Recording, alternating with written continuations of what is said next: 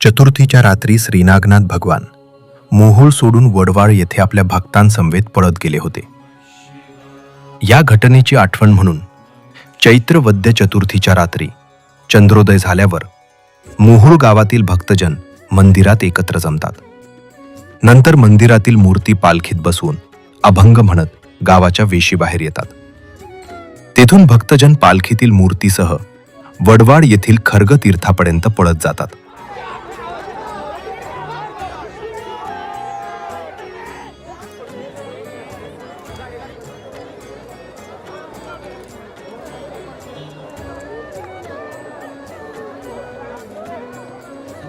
पुरेशी विश्रांती घेतल्यावर वडवाळ येथील भाविकजन श्रींना गावात नेण्यासाठी सामोरे येतात आणि त्यानंतर दोन्ही गावातील भक्तजन वाद्याच्या गजरात अभंग म्हणत मंदिरात येतात.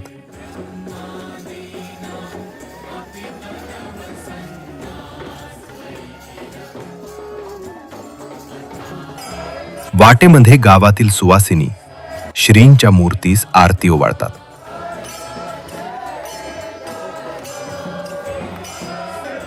मंदिरात गेल्यावर हॅगरास घराण्याकडून देवास आहेर केला जातो.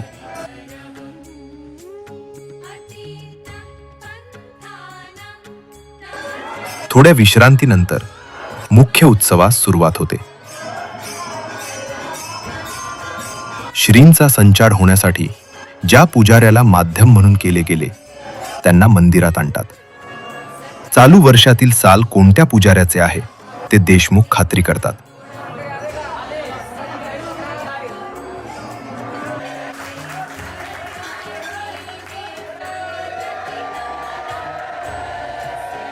त्यानंतर त्यांना शुचिरभूत करण्यासाठी प्रायश्चित्त म्हणून त्यांचे क्षौर केले जाते. त्याआधी तिमण्णा धनगराची आठवण म्हणून चूर्ण घातला जातो. तदनंतर स्नान घालून देवापुढे बसवले जाते.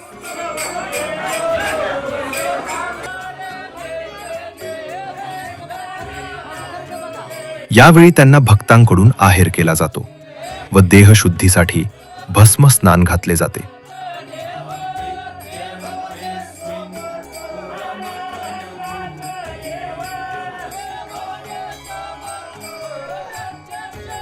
तदनंतर त्यांची पंचोपचार पूजा केली जाते.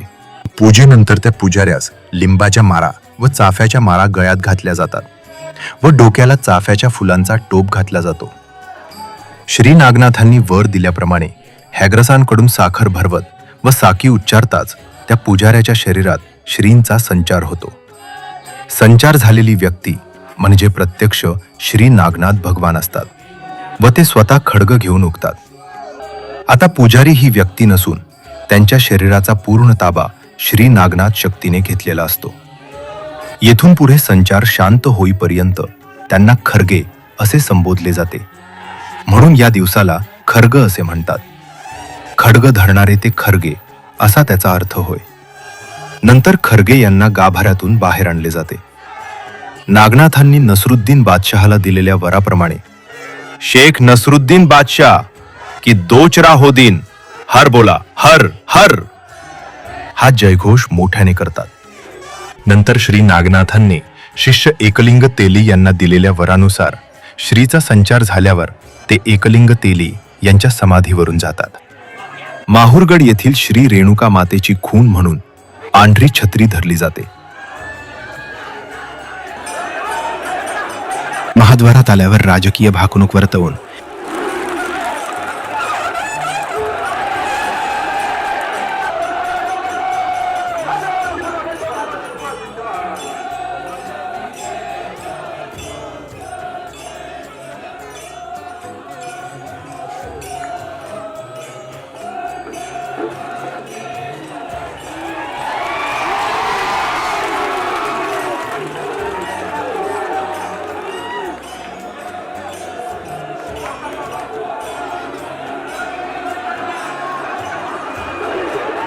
बहिरंबटाला वर दिल्याप्रमाणे श्रींना घेऊन अनेक भक्तजन समाधीवर जाऊन उभे राहतात. येथे श्री भगवंतांची स्वारी काही वेळ थांबते.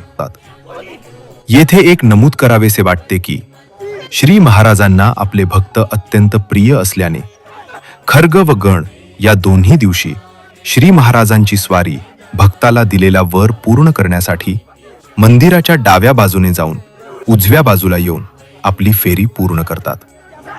ही अपसव्य फेरी होय. वास्तविक पाहता ही अशी फेरी शास्त्रविरोधी आहे, पण भक्ताच्या प्रेमापोटी त्यांनी हा नियम मोडला असावा. एवढेच विचारांती लक्षात येते. श्री बहिरमभट्टाच्या समाधीवरून हेग्रसाला भेट देण्यासाठी श्री महाराज खर्गतीर्थाकडे निघतात. वाटेत ज्या उखरात बहिरमभट्टास कुटले त्या उखरापाशी जाऊन रोगराईविषयी भाकीत वर्तवितात. त्याच्यानंतर यात्रेच्या मूळ उद्देशापोटी भक्त हॅग्रस यांच्या भेटीच्या ओढीनं खर्गतीर्थात येतात. प्रथम दक्षिण दिशेस येऊन पर्जन्यविषयी भाकणूक करतात. श्री नागनाथ यांनी भक्त हेग्रसास दिलेल्या वराप्रमाणे जोपर्यंत चंद्र सूर्य आहे तोपर्यंत हेग्रस भक्तास व त्यांच्या वंशास वायरूपाने भेट देईन या वचनाप्रमाणे खर्गतीर्थातील बिंड्यावर अगदी तन्मयतेने व कडकडून भेट देतात. ही भेट म्हणजे गुरु शिष्य भेट होय.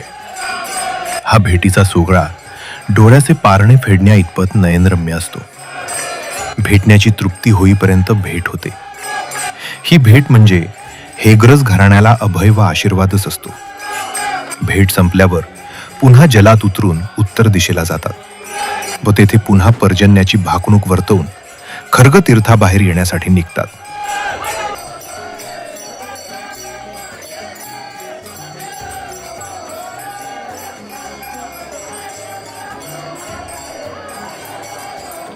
तेथून पुढे वाटेत ओढ्या शेजारी पेरणी संबंधी भाकणूक करतात व त्याच ठिकाणी हॅग्रस घराण्याची साखी असते.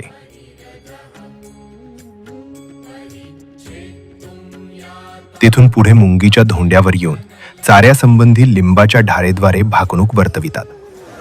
हे झाल्यावर मंदिराकडे निघताना वेशीतून वाटेत एका स्थानावर थांबून सर्व अभंग म्हणणाऱ्या लोकांना संत म्हटले जाते. त्यांना येथे दर्शन देतात. यालाच संत दर्शन म्हणतात. तेथून पुढे श्री शेटे यांच्या जवळ येऊन धान्याची मिसळणी करून भाकणूक करतात. तेथून पुढे मंदिरात गेल्यावर मूर्तीसमोर बसून मूर्तीला कवटाळतात व आपले मस्तक तिथे टेकून शांत होतात. शेवटी आरती व प्रसाद वाटून उत्सवाची सांगता होते. या उत्सवात श्री खर्गे यांची देखभाल श्रीवाले घराणे करते व या उत्सवातील सर्व कामे वेळेवर करून घेणे ही जबाबदारी श्री शेटे घराण्याकडे आहे. तसेच या उत्सवात 18 पगड जातीतील भक्तजन आनंदानं आपापली सेवा रुजवतात व या उत्सवात शेटे, वाले, तोडकरे, कुरडे हे आपापली कामे सेवा म्हणून करतात. तसेच हा उत्सव निर्विघ्नपणे पार पाडण्यासाठी देवस्थान पंच कमिटी व यात्रा कमिटी यांचे बहुमूल्य योगदान असते.